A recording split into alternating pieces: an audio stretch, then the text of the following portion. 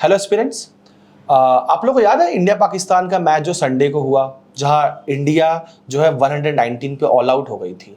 सभी लोगों ने ऑलमोस्ट टीवी बंद ही कर दिया था, लगा कि इंडिया जीत ही नहीं सकती है बिकॉज इतना सीरियस मैच हो जहां पे बैट्समैन अच्छे से नहीं खेल पाए। बट यू रिमेंबर क्या हुआ? पाकिस्तान को इंडिया के बॉलर्स ने इस तरह से बीट किया कि हम इंडिया मैच जीत गए और काफी अच्छे से जीते, जो कि अनएक्सपेक्टेड मैच था। तो यहां से क्या सीखने के लिए मिलता है कि चाहे प्रॉब्लम कितना भी कॉम्प्लेक्स हो, चाहे चीजें लगे कि अब तो हमारे बस का नहीं है, या आपको देख के लगे कि अभी से हमें क्विट कर देना चाहिए, we can not simply solve it, तो हमें वहां पर अपनी स्ट्रैटेजीज प्लानिंग को फोकस करना चाहिए। कैसे स्ट्रैटेजीज और प्लानिंग हमें एक बड़े से बड़े कॉम्प्लेक्स डिफिकल्ट गोल को अप्रोच करने के लिए हेल्प करेगी, ये हम सीखेंगे आज के वीडियो में। तो आज का वीडियो कैसा है, जिसमें हम सीखेंगे कुछ ऐसे स्ट्रैटेजीज जहां पर आईपी मेट इंदौर में कुछ ऐसे क्वेश्चंस आते हैं, क्योंकि रोहतक का पेपर बहुत सिंपल होता है, लेकिन इंदौर में क्वेश्चन जो है वो कैट लेवल को अप्रोच करते हैं, कैट की तरफ जाते हैं, बेंड होते हैं। तो यहां पर क्वेश्चंस आपको काफी लेंदी मिलेंगे। They will try to break you कि आप क्वेश्चन को अटेम्प्ट ही ना करो, आप डर जाओ। तो हम कुछ ऐसे क्वेश्चंस लेके आए आपके लिए, जिन क्वेश्चंस को देख के आपको आइडिया लगेगा कि क्वेश्चन को देख के डरना नहीं है। अगर हम सही स्ट्रैटेजी फॉलो करें तो इस क्वेश्चन को हम सॉल्व कर सकते हैं। Let's start aspirants.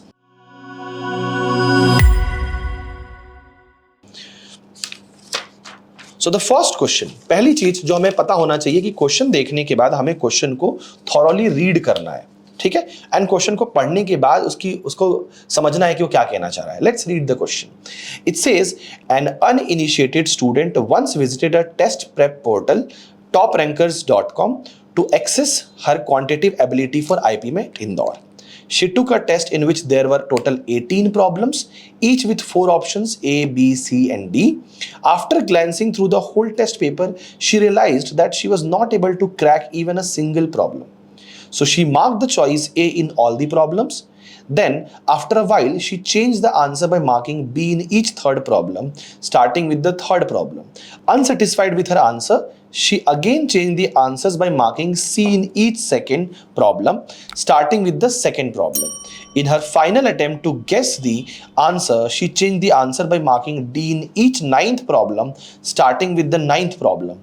While changing the answer, she moved from the first to the last problem in an orderly way. What are the numbers of final answers that she marked in term of A, B, C, and D respectively? Options are 5382, 6282, 6372, and 6342. चलो, तो पहली चीज तो question देख के तो कोई पढ़ाएगा ही नहीं, देख के इतना बड़ा क्वेश्चन है, लेकिन हमें क्वेश्चन को पहले पढ़ना है एंड पढ़ के इसकी कहानी को समझना है। तो इन शॉर्ट कहानी ही समझ में आया कि एक लड़की है जो एग्जाम देने जा रही है, और एग्जाम देने के टाइम उसे फील ऐसा होता है कि कुछ क्वेश्चंस को उसने पहले सारे ही ऑप्शन को ए मार्क किया, फिर उसको लगा कि नहीं ये गलत हो सकता है, तो उसने हर तीसरे आंसर को बी मार्क किया, फिर तीसरे अटेम्प्ट में उसने हर इवन पोजीशन को उसने 2 से स्टार्ट करके जो है 2 मार्क किया, सी मार्क किया, एंड लास्ट में उसने 9th और 18th ऑप्शन को, मतलब 9th ऑप्शन को डी मार्क किया। और अब पूछ रहा है कि बताओ कितने क्वेश्चन में क्या आंसर है। अब ऑब्वियसली अप्रोच करने के लिए क्या करेंगे, क्योंकि लास्ट जो चेंजेस हमें आई हैं वो डी ऑप्शन की तरफ से आई हैं, इसका मतलब कि हम काउंटिंग जो है ना रिवर्स ऑर्डर में करेंगे, क्योंकि डी ऑप्शन एक ऐसा है जहां एक स्टैटिस्टिक चेंज हो चुका है और उस चेंज को हम फर्दर चेंज नहीं कर रहे हैं। तो हम पहले डी ऑप्शन को समझेंगे, फिर सी को समझेंगे, फिर बी को समझेंगे, फिर ए को समझेंगे, ठीक है। तो पहली चीज जो स्टेटमेंट कह रहा है कि डी जो है हर 9th प्रॉब्लम में डी मार्क करता है, इसका मतलब ये कह सकते हैं कि डी ऑप्शन के लिए सिर्फ 9th और 18th ऐसे ऑप्शन होंगे जिसमें डी मार्क किया गया होगा। इसका मतलब कि वो ऑप्शन जिसमें सब में 2 है लास्ट में वो सही है, सारे ही सही है, ऑप्शन ऐसे दिए गए हैं। कम टू सी में बोला गया है कि यहां पर हमें उन ऑप्शंस को देखना है जिन ऑप्शन का हर सेकंड पार्ट जो है वो हमारा क्या होगा, सी मार्क होगा, है ना। सेकंड प्रॉब्लम को से स्टार्ट करके हर सेकंड मतलब हर इवन नंबर को हमें क्या करना है, सी लेना है। अब यहां ध्यान देना है कि 8 तो हम शुरू करेंगे ऐसे 2 से, 4, 6, 8, 10, 12, 16, बट 18 नहीं लेंगे। क्यों? क्योंकि 18 में ऑलरेडी डी लग चुका है, ये बाद का चेंज था। तो टोटल कितने मिले हमें यहाँ पर, 8 ऑप्शंस मिले। हमारे पास ए और बी ऑप्शन बच जाता है, सी एंड डी हमारा एलिमिनेट हो गया।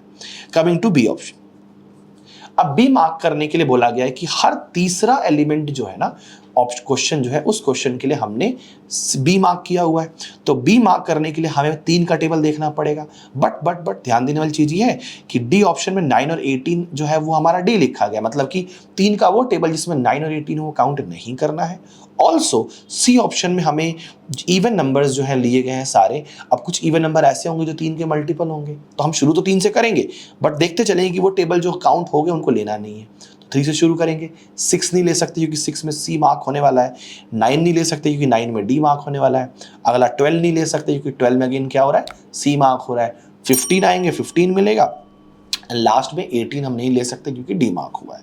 तो यहाँ भी हमें 2 मिलते हैं और हम ये कह सकते हैं कि बी आंसर हमारा है। बट चलो लास्ट वाला पार्ट भी कर लेते हैं। लास्ट पार्ट के लिए हम चाहे तो ऑप्शंस देख के काउंट कर सकते हैं कि 2, 8 और 2 हो गए, वो मिल जाएगा, और नहीं तो हम इसको सॉल्व कर लेते हैं। तो क्या बच जाता है, ऑब्वियसली पहले 1 बचेगा, फिर हमारा 2 ले चुके हैं, 3 ले चुके हैं, 4 ले चुके हैं, 5 लेंगे, 6 ले चुके हैं, 7 लेंगे, 8 ले चुके हैं, 9 ले चुके हैं, 10 ले चुके हैं, 11 लेंगे, फिर 12 ले चुके हैं, 13 लेना है, 14, 15 ले चुके हैं, 16 ले चुके हैं, 17 लेंगे, यानी खत्म हो जाएगा। और यहाँ हमें देखने की मिला कि टोटल 6 ऐसे एलिमेंट थे, ऑप्शन क्वेश्चन थे जहाँ पर हमने मार्क किया।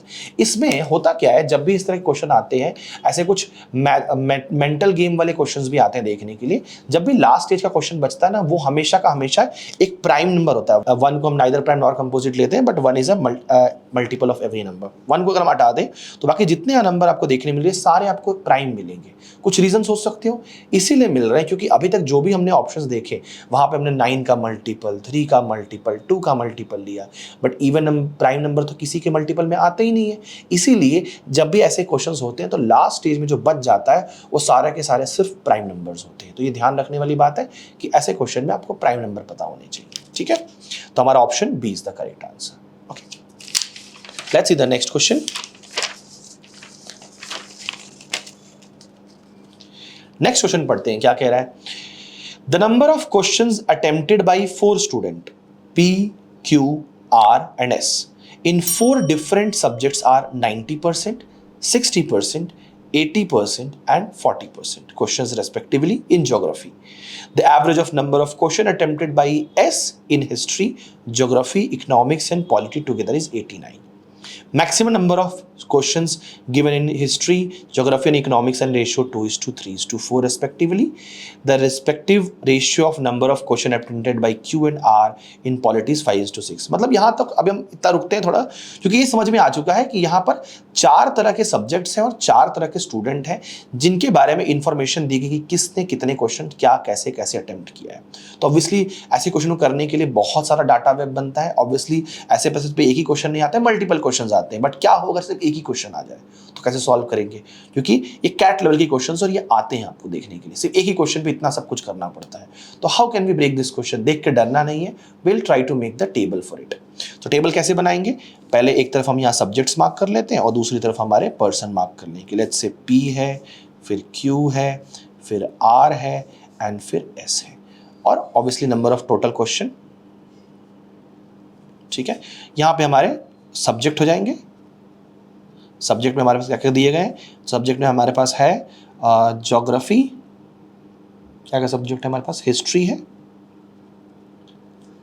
जियोग्राफी है, फिर हमारे पास पॉलिटी है एंड इकोनॉमिक्स है। ठीक है, टेबल बन गया। अब आते हैं फिलिंग की तरफ, एक एक करके इन्फॉर्मेशन को डिकोड करेंगे एंड समझेंगे कि कहाँ ऐसा इन्फॉर्मेशन दिया जो सटीक है, पहले वो ढूंढना है। तो पढ़ते टाइम आप पहले वो इन्फॉर्मेशन ढूंढ जो एग्जैक्ट हमें दिया गया है।